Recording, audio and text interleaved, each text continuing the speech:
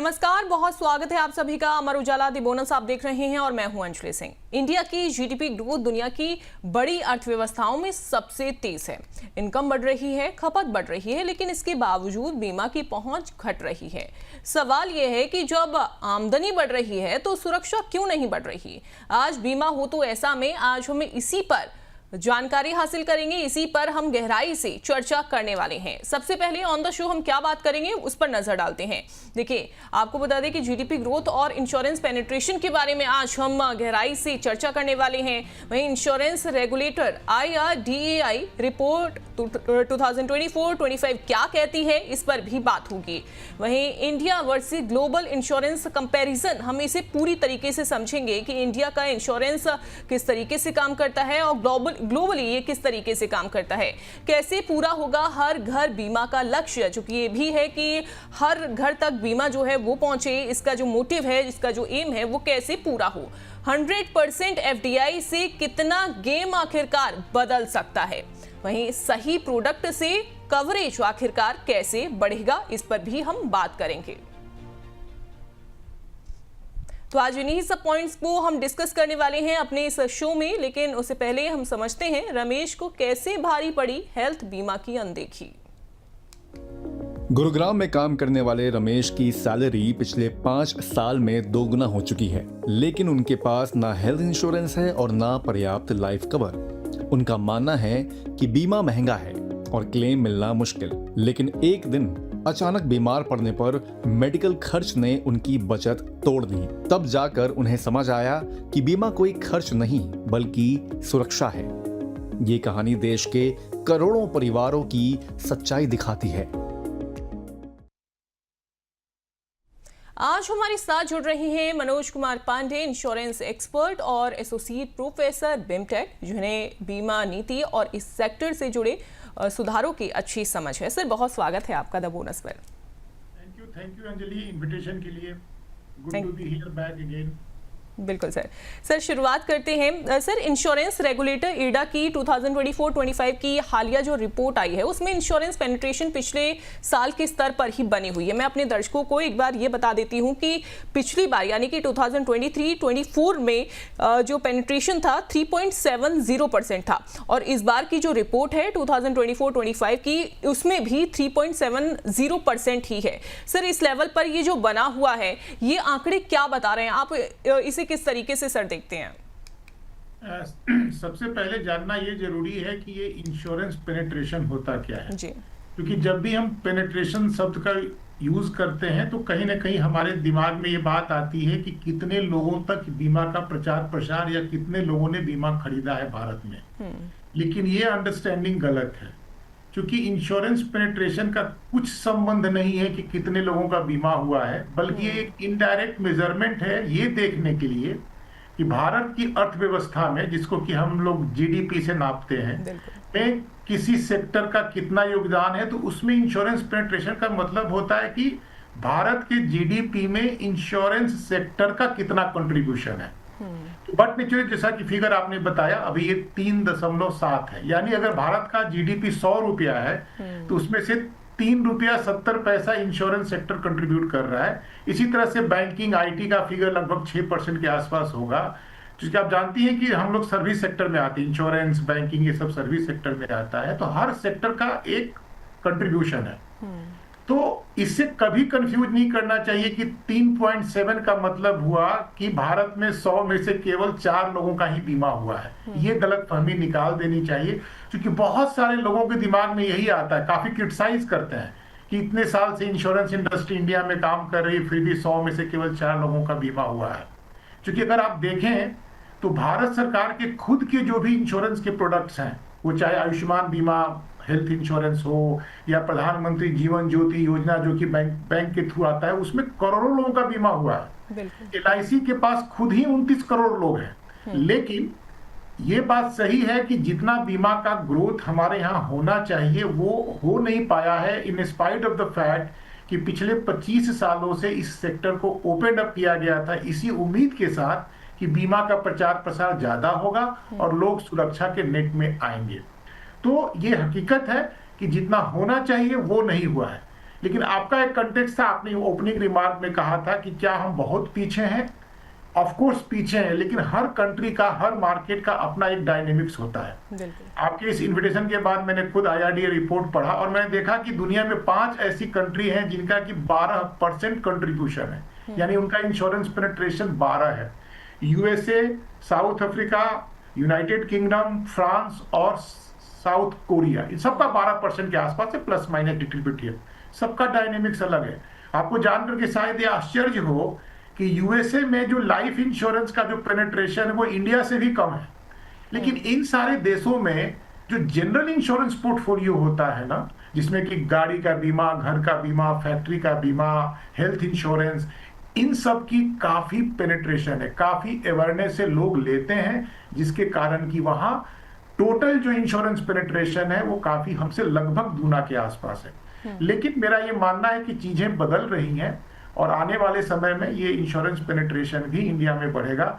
उतनी दुखी होने की बात नहीं है, क्योंकि जरूरत इस बात का है कि देश में हर व्यक्ति के पास बीमा पहुंचे। कितना प्रीमियम में कन्वर्ट हो के वो कितना GDP में कंट्रीब्यूट करता है वो एक पैरामीटर है, लेकिन वो शायद हमारे लिए उतना प्रायोरिटी नहीं जितना कि सबके घर बीमा पहुंचाना हमारे लिए जरूरी है। बिल्कुल, ये मोटिव भी रखा गया है कि हर घर तक जो बीमा है वो पहुंचे। लेकिन सर, आपने कहा कि और भी कंट्रीज़ हैं जिनका जो पेनिट्रेशन है वो ज़्यादा है, 12 तक है, 12% तक है। क्या आप मान रहे हैं इसके पीछे की वजह कि इंडिया का जो इंश्योरेंस पेनिट्रेशन है वो कम है? देखिए, 2-3 चीजें मैंने अपने संदर्भ में कहा कि हर कंट्री का अपना एक मार्केट होता है, हर मार्केट का अपना एक डायनेमिक्स होता है। अब जैसे कुछ कंट्री हैं, ताइवान है, जापान है, साउथ कोरिया है, इन सब देशों में जो एजिंग पॉपुलेशन का इशू है वो बहुत ही क्रिटिकल है। वहां के लोग अपने रिटायरमेंट प्लानिंग के लिए अच्छा खासा प्रीमियम लाइफ इंश्योरेंस कंपनीज को देते हैं, जिसके कारण कि वहां पेनिट्रेशन यानी contribution of premium in GDP काफी हाई हो जाता है। जैसा कि मैंने कहा, USA वगैरह में, साउथ अफ्रीका में तो वैसे ज्यादा लाइफ इंश्योरेंस है, USA में ज्यादा कंट्रीब्यूशन आता है जनरल इंश्योरेंस के। तो 2-3 चीजें हैं। एक तो ये है कि जो सरकार का जो नियंत्रण या सरकार का जो कंपलसरी इंश्योरेंस है वो हमारे यहाँ अभी भी ठीक से इंप्लीमेंट नहीं हो पाता है। Motor insurance third party compulsory है, फिर भी लगभग 45% व्हीकल हमारे रोड पे बिना इंश्योरेंस के घूमते हैं। होम इंश्योरेंस कोई लेता नहीं। इवन की फैक्ट्री वगैरह का जो इंश्योरेंस है वो भी कंपलसरी इंडिया में नहीं किया गया है। इन सब चीजों को होना चाहिए। मैं गल्फ में काम किया हूं और गल्फ में बिना इंश्योरेंस के आप किसी को अपने घर किराया पर भी नहीं दे सकते हैं। हेल्थ इंश्योरेंस कंपलसरी है, हर एम्प्लॉयर को अपने एम्प्लॉय के लिए हेल्थ इंश्योरेंस देना पड़ेगा। तो कुछ चीजें ऐसी भी होती हैं कि सरकार की नीतियों के कारण और सरकार के स्ट्रिक्ट इंप्लीमेंटेशन के कारण भी इन सब चीजों में बढ़ोतरी हो सकती है। लेकिन मैं मानता हूं कि जो चीजें बदल रही हैं भारत में, अब धीरे धीरे हर जगह लोग समझने लगे हैं। आप जैसे इस प्लेटफॉर्म पे हम लोग डिस्कस कर रहे हैं, अभी आपने जो रमेश की कहानी कही वो भी तो श्रोता देखेंगे ना और समझेंगे कि केवल कमाना ही काफी नहीं है, बल्कि उस कमीनी से, उस आमदनी में से एक छोटा सा पोर्शन प्रीमियम दे करके अपने पोर्टफोलियो को सुरक्षित करना, चाहे वो हेल्थ का पोर्टफोलियो हो, चाहे आपका वो म्यूचुअल फंड का पोर्टफोलियो, कुछ भी हो, अपना घर लिया है उसकी सुरक्षा सबकी जरूरत है। अवेयरनेस बढ़ रहा है डिजिटल टेक्नोलॉजी के आने के बाद, यूट्यूब जैसे चैनल के आने के बाद।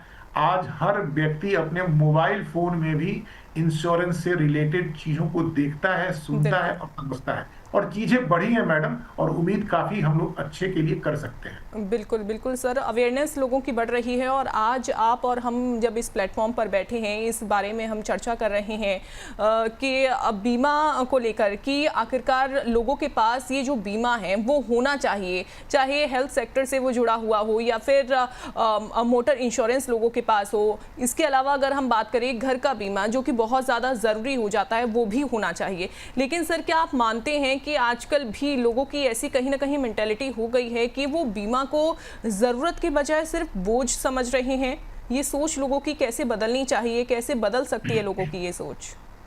मैं नहीं मानता कि लोग बोझ समझते हैं, समझ नहीं है, दोनों में बहुत डिफरेंस है। क्योंकि आप देखिए, जब कोविड आया और कोविड में लोगों को हॉस्पिटल जाना एकदम कंपलसरी हो गया और लोगों के अपने बचत के पैसे निकालने पड़े, तो बट नेचुरल है कि बहुत अच्छा खासा एक बूस्ट हेल्थ इंश्योरेंस पोर्टफोलियो में आया।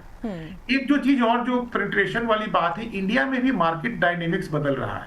मैं डाटा देख रहा था कि इस दिसंबर के महीने में लगभग 42 या 43 हजार करोड़ रुपया इंश्योरेंस में आया है, लाइफ इंश्योरेंस में आया है, मैं उसका डाटा बता रहा हूं। और साथ ही साथ लगभग 31 हजार करोड़ रुपया म्यूचुअल फंड में आया है। आज से 10 साल पहले म्यूचुअल फंड का कोई वजूद नहीं था। तो ये जो पैसा इंश्योरेंस से हट के म्यूचुअल फंड में जा रहा है, वो भी तो इंश्योरेंस के पेनिट्रेशन को कहीं ना कहीं कम कर रहा है या कहीं ना कहीं उसको स्टैग्नेट बनाने पर मजबूर कर रहा है। तो ये एक अच्छी बात है। मैं ये नहीं कहता कि हमारा इंश्योरेंस पेनिट्रेशन नहीं बढ़ रहा है इसलिए हमें दुखी होने की बात है। हमें इस बात में भी खुश होना चाहिए कि वही पैसा कहीं ना कहीं अब म्यूचुअल फंड में जा रहा है और वहां से भी लोग रिटायरमेंट की प्लानिंग या बाकी चीजों को भी कर रहे हैं। तो पैसा बढ़ा है, देश में पैसा बढ़ा है। उस पैसे का जो डिस्ट्रीब्यूशन पहले केवल 2-3 जगह पे होता था, आज वो फैल रहा है, उसका विस्तार हो रहा है। और जिसके कारण संभवतः ये भी एक कारण है कि जितना इंश्योरेंस पेनिट्रेशन, इंश्योरेंस का फिगर बढ़ना चाहिए वो उतना नहीं बढ़ रहा है।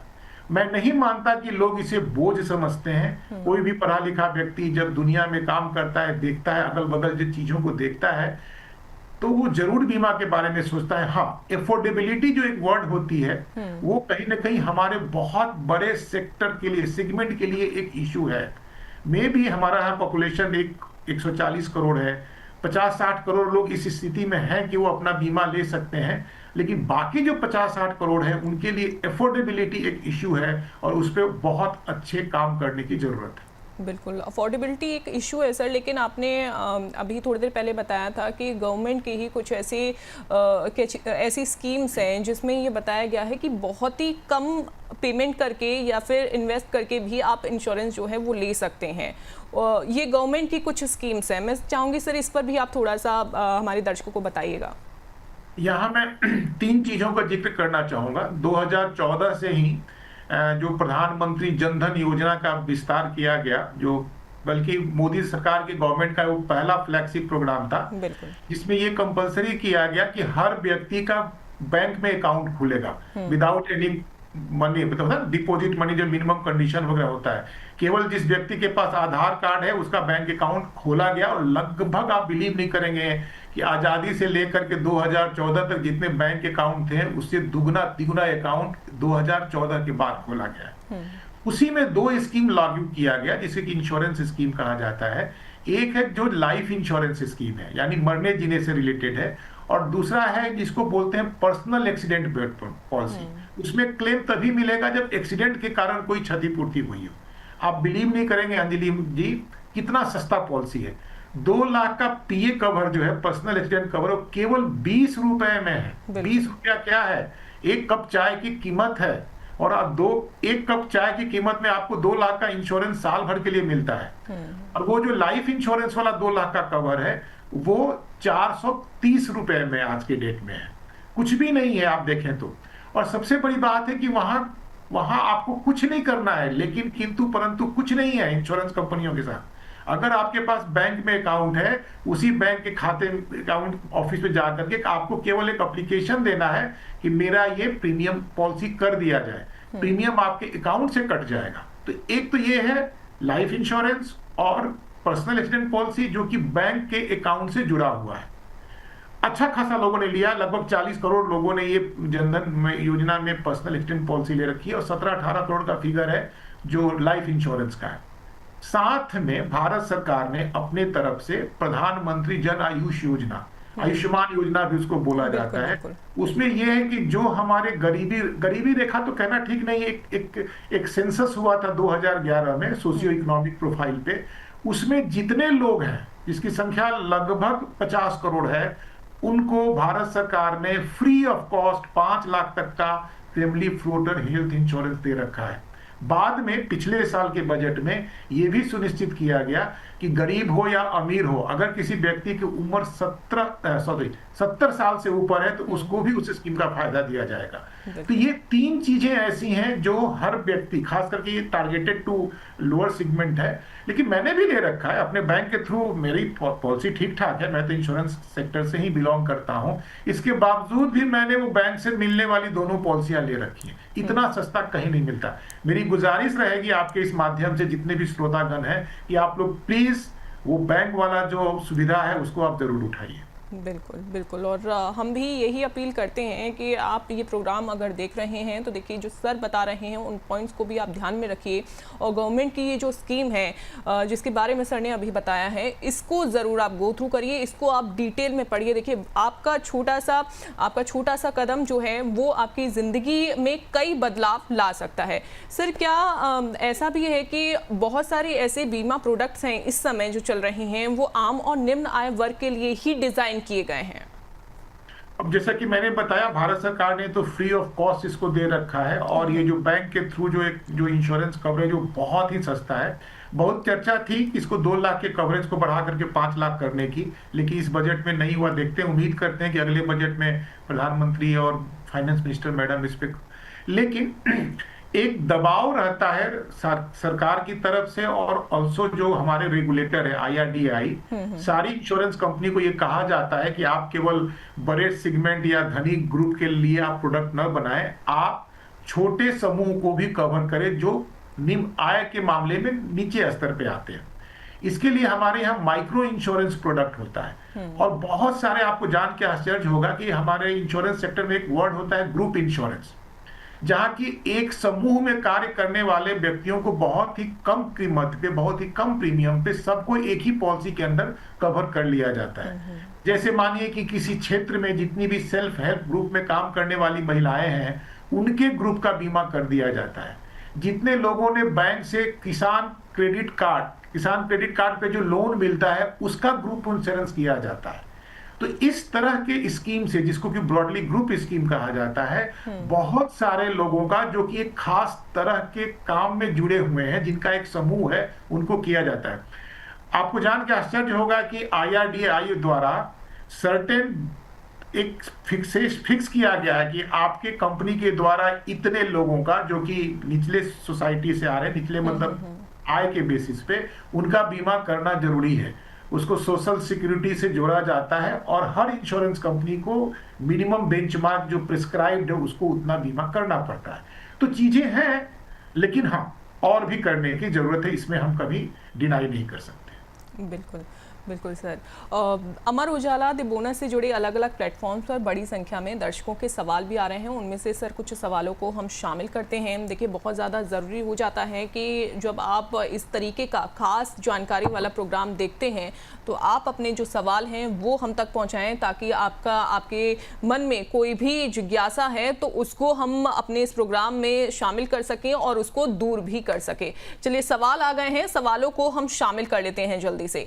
बरेली से सवाल आया है, सुनील पांडे का सवाल है। इन्होंने पूछा है कि क्या कम आय वाले लोगों के लिए बीमा सच में फायदेमंद है? सर इसका जवाब सिंपल ये है कि कम आय वालों व्यक्तियों के लिए बीमा फायदेमंद की बात नहीं है, सबसे ज्यादा जरूरी है। मुकेश अंबानी जी अगर इंश्योरेंस नहीं लेंगे तो उनके परिवार के ऊपर कोई विपत्ति नहीं आने वाली है, लेकिन अगर हम और आप नहीं लेंगे तो हमारे नहीं रहने के बाद हमारे परिवार का क्या होगा, ये सोचना बहुत मुश्किल हो जाता है। तो कम आमदनी वालों के लिए तो बीमा सबसे ज्यादा जरूरी है, लेकिन हाँ, ये जरूर देख लेना चाहिए कि जो आप बीमा ले रहे हैं वो सेविंग ओरिएंटेड नहीं हो, रेदर वो केवल आपके रिस्क प्रोफाइल को, प्रोटेक्शन जिसको बोलते हैं, उसको कवर करने वाला हो। और मैं बता दूं तो अगर आप लाइफ इंश्योरेंस लेने जा रहे हैं तो सबसे पहले आपको सबसे सस्ता जो पॉलिसी होता है, मरने जीने वाला जिसको बोलते हैं टर्म इंश्योरेंस, उसको लेना चाहिए। मैं बता दूं कि अगर किसी व्यक्ति की आय लगभग 25 साल है तो 1 करोड़ कवर के लिए जो प्रीमियम आएगा वो 7-8 हजार रुपया से ज्यादा नहीं आएगा। तो लोगों को शायद नहीं मालूम है, इसलिए लोग डरते हैं।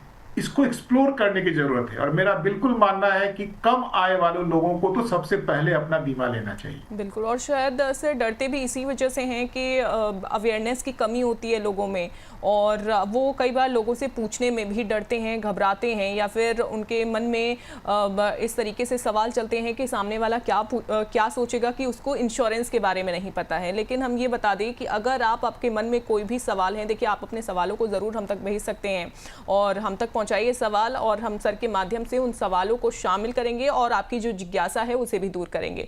एक और सवाल रांची से रीना श्रीवास्तव का है, हेल्थ इंश्योरेंस में क्लेम रिजेक्शन का डर क्यों रहता है और इससे कैसे निपटें? देखिए, हेल्थ इंश्योरेंस जो है ना, थोड़ा इंश्योरेंस सेक्टर में एक अलग तरह का प्लान है। बाकी इंश्योरेंस मानिए कि हम लोग भी बहुत देर से लाइफ इंश्योरेंस के बारे में कई एग्जाम्पल हम लोग दे रहे हैं, वो जो क्लेम आएगा ना वो जिंदगी में एक ही बार आएगा, आदमी एक ही बार मरेगा। फैक्ट्री में आग लगना होगा तो 10 साल में शायद एक बार लगेगा।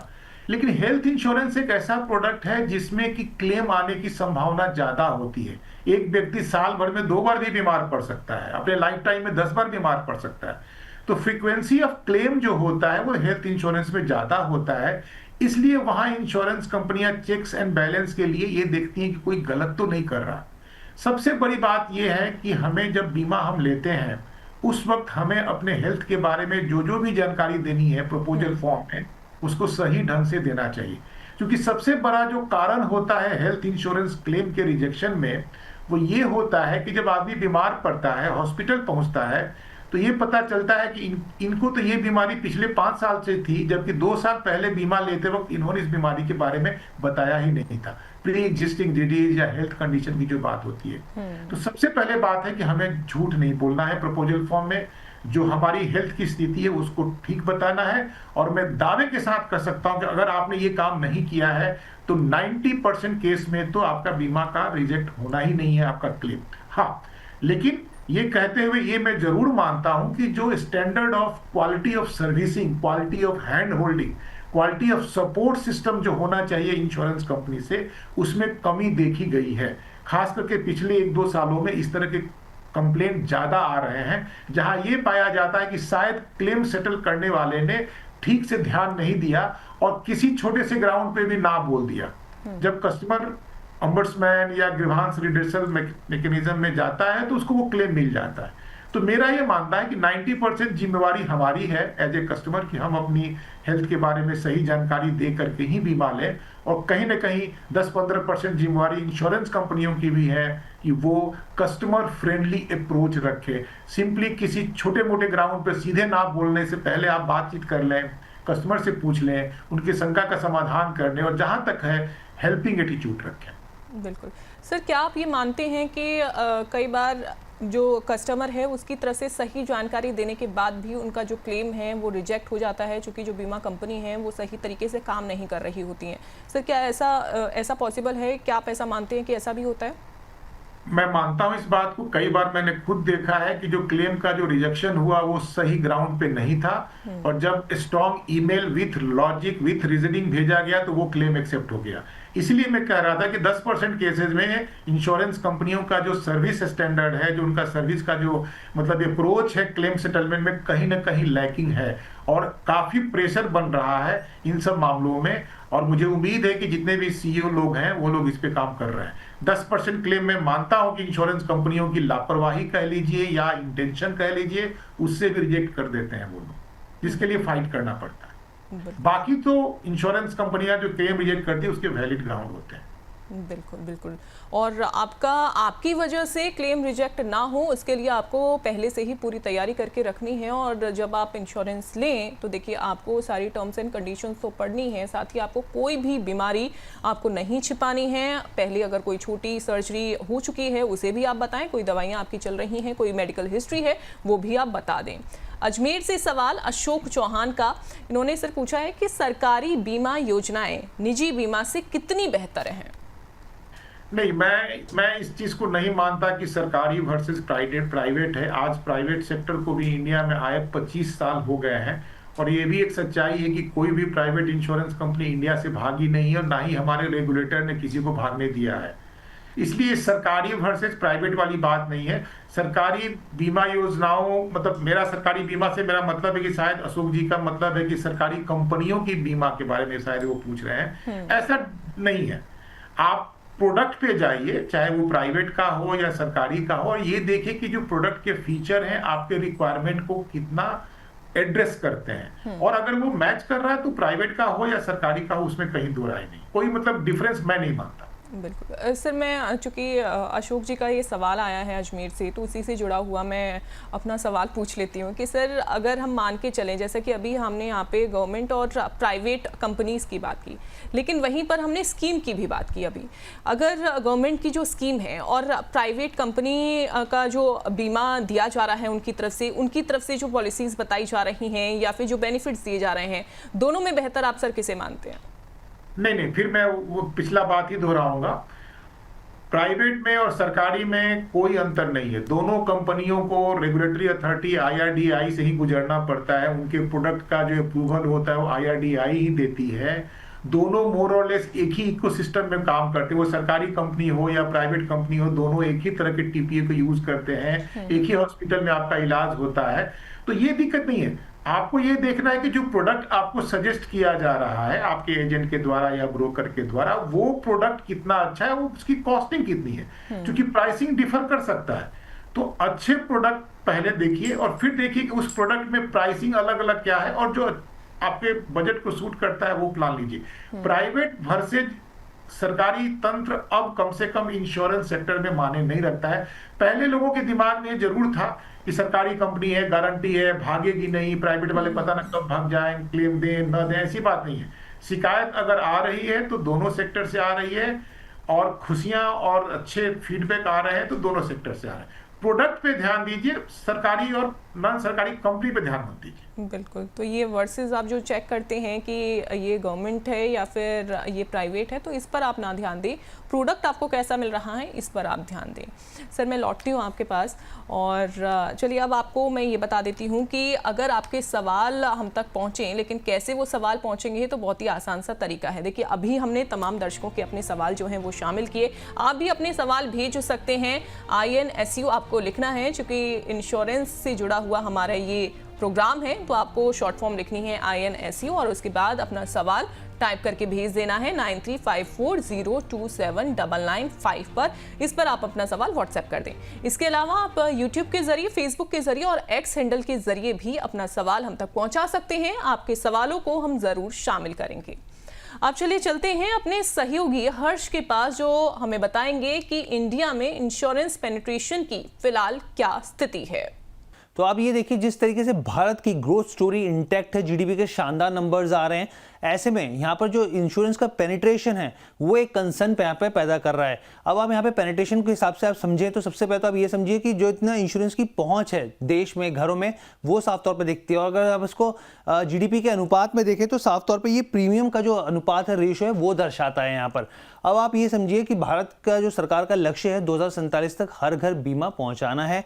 अब यहाँ पे ऐसे में ईडा की जो नंबर्स आए हैं, पे जो रिपोर्ट्स आई है 2025 की, जो रेगुलेटर की रिपोर्ट आई है, वो थोड़ी चिंता जरूर पैदा करती है। आपके सामने इंश्योरेंस पेनिट्रेशन के नंबर्स है, परसेंटेज है यहाँ पर 2021, 2022, 23, 24, 25 पिछले 5 साल का आंकड़ा है यहाँ पे। जीवन बीमा इंश्योरेंस के यहाँ पे जो नंबर और गैर जीवन बीमा दोनों के नंबर्स आपके सामने रख दिए हैं यहाँ पर।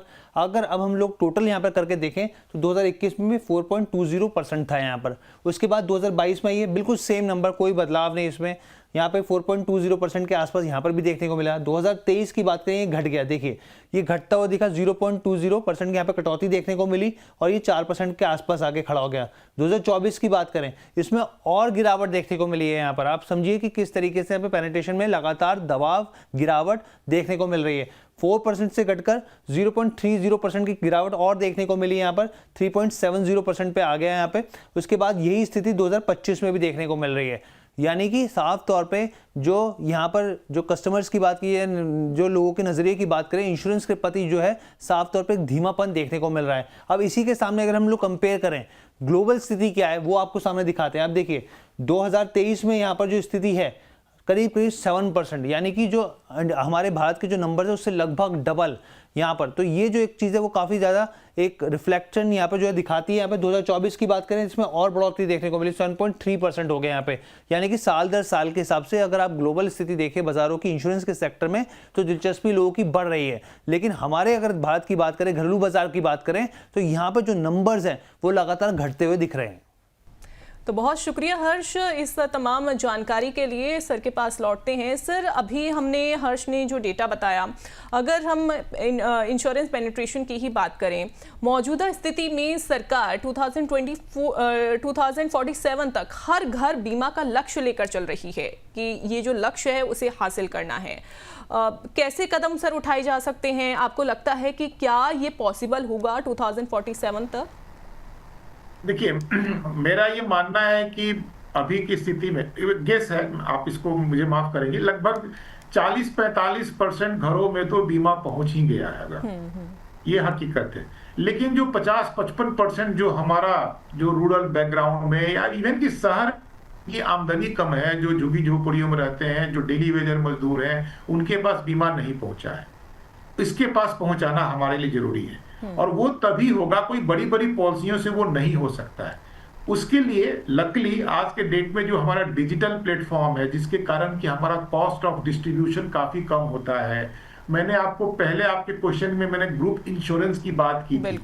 आज आप समझिए कि एक इंश्योरेंस पॉलिसी में 50 करोड़ लोगों का कवरेज भारत सरकार दे रही है। ठीक है, स्टेट वाइज उसके अलग अलग मतलब बटे होंगे, लेकिन सबसे जो मूल मंत्र है कि अगर हमें सबके पास बीमा पहुंचाना है, उसका एक ही मूल मंत्र है कि जो कोर इंश्योरेंस पॉलिसियां होती हैं, जो प्रोटेक्शन पॉलिसियां होती हैं, टर्म लाइफ, हेल्थ और होम इंश्योरेंस, व्हीकल इंश्योरेंस, गांव के लोगों के लिए, फार्मर के लिए क्रॉप इंश्योरेंस, इन सब चीजों को डिजिटल प्लेटफॉर्म पे कम खर्च में पहुंचाया जाए। और कहीं ना कहीं जब हम सोसाइटी के नीचे तबके के लोगों की बात कर रहे हैं, तो उसमें गवर्नमेंट सरकार से जो सब्सिडी है या सपोर्ट है वो भी मिलना चाहिए। जैसे मैंने बताया, आयुष्मान भारत में भारत सरकार 100% प्रीमियम खुद बियर करती है, लेकिन बाकी जगहों पे भी कहीं ना कहीं, क्रॉप इंश्योरेंस में आपको जान के आश्चर्य होगा कि 60 to 70% प्रीमियम का सब्सिडी होता है भारत सरकार और स्टेट गवर्नमेंट के द्वारा। तो समराइज में ये कर दूं कि मास स्केल पे ग्रुप इंश्योरेंस पॉलिसियां होनी चाहिए, टेक्नोलॉजी प्लेटफॉर्म का भरपूर उपयोग होना चाहिए, और जहां जरूरत पड़ेगी भी, वहां गवर्नमेंट या स्टेट गवर्नमेंट से सब्सिडी या जो सहयोग राशि होती है उसका होना भी जरूरत है। काम इसमें मैडम बढ़ रहा है। आपने सुना होगा एक बीमा सुगम करके ट्रिनिटी कहा जा रहा है, जो IRDAI के अपना ब्रेन चाइल्ड है। कुछ काम उसमें हो चुका है, कुछ होना बाकी है। उसमें सिंपल सी बात यह है कि एक ही पॉलिसी में, एक सिंपल सी पॉलिसी जिसका प्रीमियम लगभग 2200 के आसपास मतलब कैलकुलेटेड है, उसमें लाइफ इंश्योरेंस भी होगा, होम इंश्योरेंस भी होगा, हॉस्पिटल का भी छोटा पॉलिसी होगा, क्रॉप इंश्योरेंस भी होगा। एक ही पॉलिसी में सब चीजें होंगी, और उसको कौन बेचेगा? गांव की महिलाएं बेचेंगी, उनको बीमा वाहक नाम दिया गया है। तो बीमा विस्तार का मतलब हो गया कि सिंपल पॉलिसी, सस्ती पॉलिसी। बीमा वाहक का मतलब हो गया जो महिलाएं बेचेंगी, और उसमें एक बीमा सुगम करके प्लेटफॉर्म भी बनाने की बात है कि जहां आसानी से बीमा बेचा जा सकता है। समय के साथ टाइम लगेगा थोड़ा, लेकिन जो इनिशिएटिव सरकार के द्वारा, रेगुलेटर के द्वारा जो लिए गए हैं, वो बीमा टू ऑल बाय 2047 होने की पूरी संभावना होगी। बिल्कुल। और सर, अगर कई ऐसे एरिया हैं अभी हमारे इंडिया में, अगर हम देखें कई ऐसे स्टेट हैं जिसमें बहुत सारे ऐसे लोग हैं जो कि आपने कहा कि डिजिटली लोगों को इसके बारे में जानकारी जो है वो लग जाती है, लेकिन बहुत सारे ऐसे लोग हैं कि जो डिजिटली इतने ज़्यादा अवेयर नहीं हैं। उनके पास नॉर्मल मोबाइल हैं, और कई लोगों के पास तो मोबाइल भी सर नहीं होता है कई फैमिलीज़ में। उनको किस तरीके से सर, उनके पास कैसे अवेयरनेस पहुँचे, इस तरह से कैसे कदम उठाया जा रहा है? मैं मानता हूं कि जो हमारा जो इंटरनेट पेनिट्रेशन है, one of the best in world, और जो अगर आप मोबाइल फोन की संख्या देखेंगे वो भी लगभग सबके पास पहुंच गया है। स्मार्टफोन का भी पेनिट्रेशन अच्छा खासा हो गया। मैं गांव में भी, मैं बिहार से बिलोंग करता हूं, मैं गांव जाता हूं तो देखता हूं कि हर आदमी के पास आज के डेट में वो स्मार्टफोन, मोबाइल फोन तो है, हर मतलब लगभग मेजोरिटी के पास। मामला देखिए, दो चीजें हैं जिसे मैंने कहा ना कि अगर इंश्योरेंस सबको देना है तो ये इंडिविजुअल बेसिस पे करना मुश्किल होगा। कहीं ना कहीं गांव देहात में सभी लोग, अगर एक कोई सोसाइटी बनी हुई है, वहां के सब लोगों का बीमा हो जाए, सरकार उसको सब्सिडी दे, ग्रुप इंश्योरेंस मोड में डिजिटल टेक्नोलॉजी का मेरा ये कतई मतलब नहीं कि हर आदमी को इंडिविजुअल बीमा खरीदना है। उनके पास SMS के द्वारा उनकी पॉलिसी डिलीवर हो जाए, बस मेरा मतलब उससे है। और चीजें बढ़ी हैं धीरे धीरे, जो पेनिट्रेशन, जो अवेयरनेस आ रहा है वो चीजों को ऐड कर रहा है। हाँ, शिफ्टिंग जरूर है। पहले इंडिया में लोग जब भी बीमा लेते थे तो वो इंडोमेंट प्लान लेते थे, सेविंग वाला प्लान लेते थे। अब टर्म इंश्योरेंस का भी प्रथा बढ़ा है। सेविंग के लिए लोग म्यूचुअल फंड में, रियल एस्टेट में और भी कहीं कहीं जा रहे हैं। चीजें बदली है। आप देखिए, आप अभी जो स्क्रीन पे जो दिखा रही है, 2020-21 में 80 रुपया घनत्व था, आज 97 लगभग 100 के आसपास है। तो चीजें तो बढ़ रही हैं, प्रीमियम आ रहा है, लेकिन पेनिट्रेशन इसलिए नहीं बढ़ रहा है कि हमारा जीडीपी भी अच्छा खासा बढ़ रहा है। जीडीपी कम बढ़े और इंश्योरेंस का प्रीमियम ज्यादा बढ़े तो पेनिट्रेशन बढ़ जाएगा। तो देश का जीडीपी भी अच्छे ढंग से बढ़ रहा है, इंश्योरेंस भी रीजनेबली गुड उसी रफ्तार से बढ़ रहा है, इसलिए पेनिट्रेशन हमारा नहीं बढ़ रहा। बिल्कुल, लेकिन सर देश में इंश्योरेंस डेंसिटी जो है वो अगर ग्लोबल एवरेज के वे में अगर हम उसे देखते हैं, उससे अगर कंपेयर करते हैं तो वो सर कहीं ना कहीं पिछड़ रहा है। इसके पीछे की क्या वजह आप देखते हैं और इसमें किस तरीके से सर सुधार आ सकता है? अब मैं एग्जांपल दूंगा तो शायद आपको आश्चर्य लगेगा। अमेरिका में 18% जीडीपी का 18% हेल्थ केयर में खर्च होता है। फिर भी हकीकत ये है कि हाल में मैंने रिपोर्ट पढ़ा कि जो एनआरआई हमारे हैं अमेरिका में, वो लोग पैरेलली इंडिया में इंश्योरेंस खरीदते हैं, जो कि इंडिया में इंश्योरेंस सस्ता है। तो अगर हम प्रीमियम बढ़ा दें, अगर लोगों से पॉकेट से हम ज्यादा काटने लगे तो हमारा भी पेनिट्रेशन बढ़ जाएगा। मैं सिर्फ ये कह रहा हूं कि हर कंट्री का अपना एक मतलब इकोसिस्टम है, उनके अपने सिस्टम। हमारे यहाँ अभी भी आपको जान के आश्चर्य होगा कि इंडिया में जो हेल्थ इंश्योरेंस का जो प्रीमियम है और जो टर्म इंश्योरेंस का प्रीमियम है वो ग्लोबल स्केल में सबसे सस्ता माना जाता है। बिल्कुल बिल्कुल, आई एग्री, है ना। तो अब लेकिन वहां दिक्कतें हैं। कई बार आप शिकायत सुनती होंगी कि हॉस्पिटल ने इतना बिल बना दिया, इंश्योरेंस कंपनी ने कम दिया। भगवान बचाए कि हम लोग अमेरिका के मॉडल पे न जा पाए। अगर हम अपने मॉडल को ही ठीक ठाक कम लो कॉस्ट मॉडल पे चलते रहे तो हमारे लिए अच्छी बात होती। केवल प्रीमियम का पेनिट्रेशन फिगर देखना, मैं बार बार कहने की ही कोशिश कर रहा हूं कि पेनिट्रेशन फिगर से ज्यादा इंपॉर्टेंट है कि हम अपने आम जनता को लो कॉस्ट मॉडल में टेक्नोलॉजी के थ्रू कम प्रीमियम लेते हुए उनको हम सर्विसिंग कैसे दे पाए। दैट इज मोर इंपॉर्टेंट और वो इंडिया के लिए ज्यादा जरूरी है। कंपेयर करना कि अमेरिका में क्या हो रहा है या ब्रिटेन में क्या हो रहा है, वहां बहुत सारी दिक्कतें हैं जो हमारे यहाँ नहीं है। हमारे यहाँ आप आज किसी भी समय किसी भी डॉक्टर से जाकर के आप मिल सकती हैं, किसी भी हॉस्पिटल में आप भर्ती हो सकती हैं। अमेरिका में संभव नहीं है, लाइन लगी रहती है, वहां आपको अपॉइंटमेंट 2 महीने बाद मिलता है। बिल्कुल बिल्कुल सही कहा आपने सर कि वहाँ पर जो वेटिंग पीरियड होता है वो भी कई महीनों का होता है, लेकिन इंडिया में हम देखेंगे कि आप इमरजेंसी में जाते हैं तो आपको फौरन ट्रीट किया जाता है। सर तो हमारी सिस्टम की भी कुछ खूबियां हैं, उन खूबियों को ही और अच्छा बनाते हुए हमारा जो लो कॉस्ट मॉडल है that should be promoted. We should not go for the high premium and very fancy and 5 star and 7 star kind of hospital treatment. बिल्कुल बिल्कुल सर इंश्योरेंस लिटरेसी बढ़ाने में स्कूल्स, एम्प्लॉयर और जो state government हैं उनकी किस तरीके से भूमिका होनी चाहिए? हाँ, ये बहुत ही अच्छा आपने प्रश्न किया और पता नहीं क्यों इंस्पायर्ड की कम से कम 15 साल से तो मैं खुद ही मतलब एकेडमिक लाइन में हूँ। कई बार ये प्रपोजल सेक्टर से भी आता है कि स्कूल एजुकेशन में फाइनेंशियल प्लानिंग की पढ़ाई की जाए।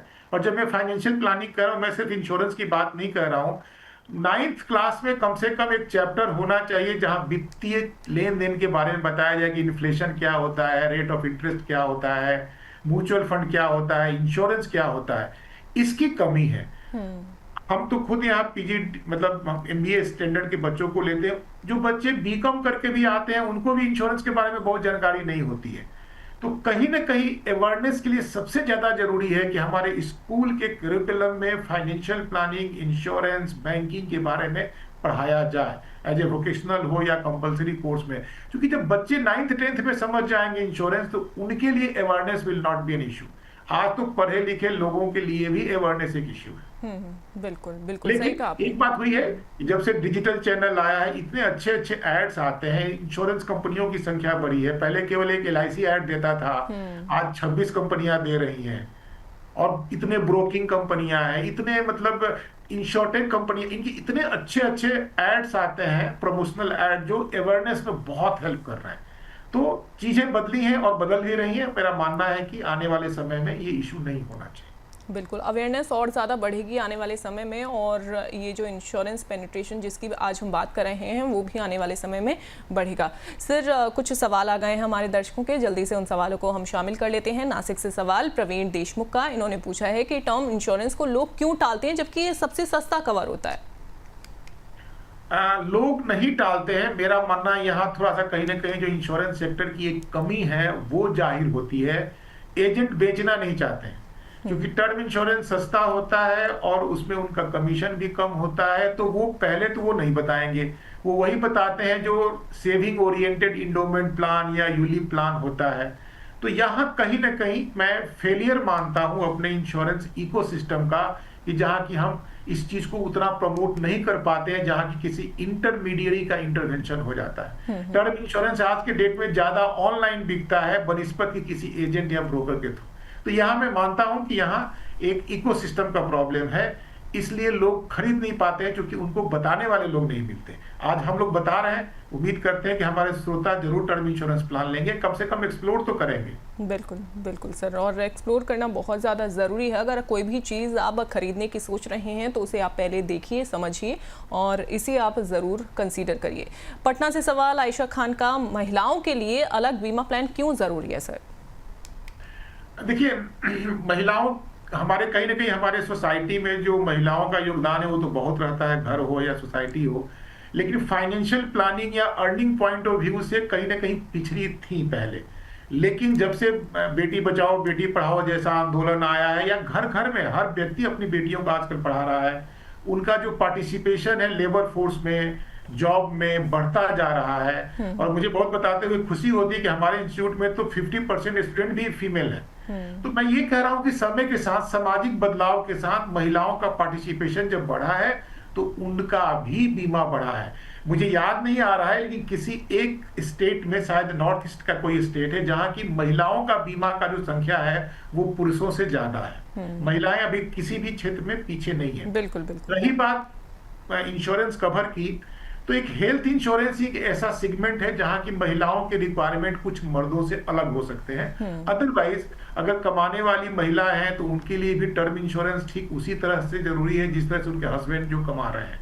या मोटर गाड़ी महिला अगर चला रही है या ओन करती है तो उसका भी मोटर इंश्योरेंस वही होगा जो उसके पति का या उसके भाई का होगा। केवल हेल्थ इंश्योरेंस एक ऐसा है कि जहां because of the physiological differences महिलाओं का रिक्वायरमेंट अलग होता है।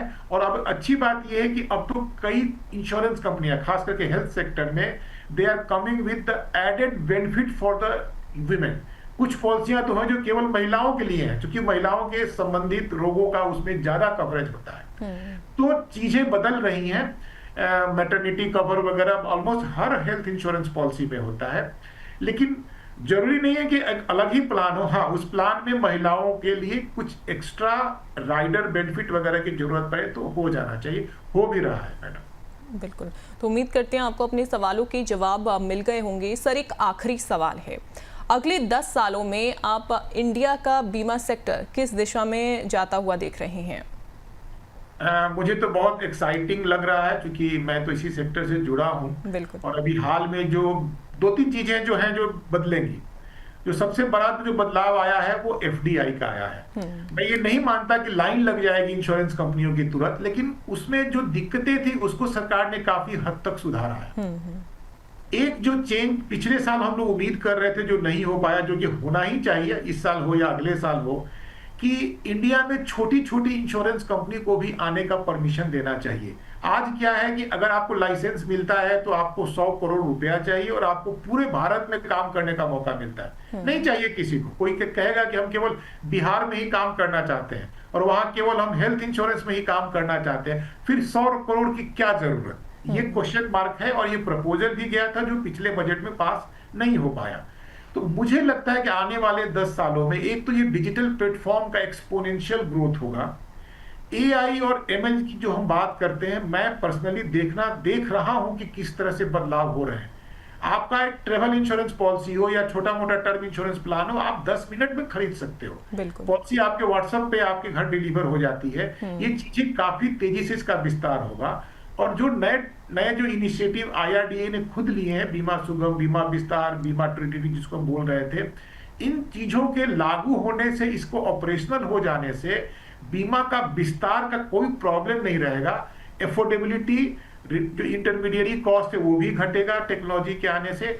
तो सिंपल बीमा, जिसको प्री अंडर रिटन पॉलिसी बोलते हैं, उसको बिकने में कोई दिक्कत नहीं होगी और इसका प्रचार तो मुझे तो बहुत ही एक्साइटिंग लगता है। मुझे लगता है कि जो काम पिछले 25 सालों में हुआ है लगभग उतना ही काम अगले 10 सालों में होगा, इसमें कहीं दो राय नहीं लगती मुझे। बिल्कुल, और बीमा सेक्टर आगे आने वाले 10 सालों में और ज़्यादा बढ़ता हुआ दिखाई देगा। जिस अवेयरनेस की हम बात कर रहे हैं वो अवेयरनेस भी लोगों तक पहुंचेगी, और साथ ही अगर हम बात करें 2047 का जो इंश्योरेंस फॉर ऑल का ये जो लक्ष्य रखा गया है वो भी कहीं ना कहीं पूरा होता हुआ भी दिखाई देगा। सर, बहुत शुक्रिया हमारे साथ जुड़ने के लिए। Thank you so much for giving us your time. Thank you Anjali, good luck. Thank you. Bharat की आर्थिक रफ्तार देखिए तेज है, लेकिन सुरक्षा की नींव अभी कमजोर है। बीमा को खर्च नहीं, जरूरत बनाने की जरूरत है। जागरूकता, भरोसा और सही प्रोडक्ट, यही हर घर बीमा की असली चाबी है। अगली बार हम फिर मिलेंगे बीमा हो तो ऐसा में एक और नए टॉपिक के साथ। तब तक के लिए हमें इजाजत दीजिए। नमस्कार।